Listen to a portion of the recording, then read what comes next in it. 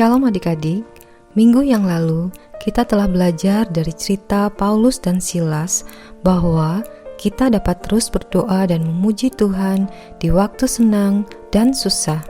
Hari ini kita akan belajar dari cerita Paulus dan Silas di penjara bahwa kita dapat menceritakan tentang Tuhan Yesus kepada orang lain setiap waktu, baik di waktu kita senang maupun kita susah, kita dapat bersaksi tentang Tuhan Yesus. Paulus dan temannya Silas pergi ke kota Filipi untuk menceritakan tentang Tuhan Yesus adalah juru selamat kepada banyak orang.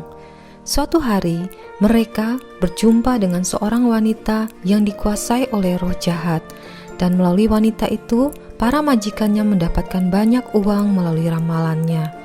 Paulus merasa kasihan dan berdoa kepada wanita itu, dan wanita itu menjadi sembuh. Tetapi para majikannya menjadi marah kepada Paulus. Mereka lalu meminta para pejabat kota untuk memasukkan Paulus dan Silas ke dalam penjara. Meskipun di dalam penjara, Paulus dan Silas tetap dapat berdoa dan memuji Tuhan. Melalui doa dan pujian mereka, orang-orang lain di penjara mendengar berita tentang Yesus. Dan apa yang terjadi? Pintu-pintu penjara terlepas dan rantai-rantai mereka pun terlepas. Tetapi mereka tidak melarikan diri. Mereka tetap dapat bersaksi kepada kepala penjara bahkan keluarganya untuk percaya kepada Tuhan Yesus. Akhirnya Paulus dan Silas dibebaskan dari penjara dan mereka melanjutkan perjalanannya menceritakan tentang Tuhan Yesus sebagai juru selamat kepada banyak orang. Dari cerita Alkitab ini, kita mempelajari bahwa kita dapat menceritakan tentang Tuhan Yesus setiap waktu, baik pada waktu kita merasa senang maupun pada waktu kita dalam keadaan susah.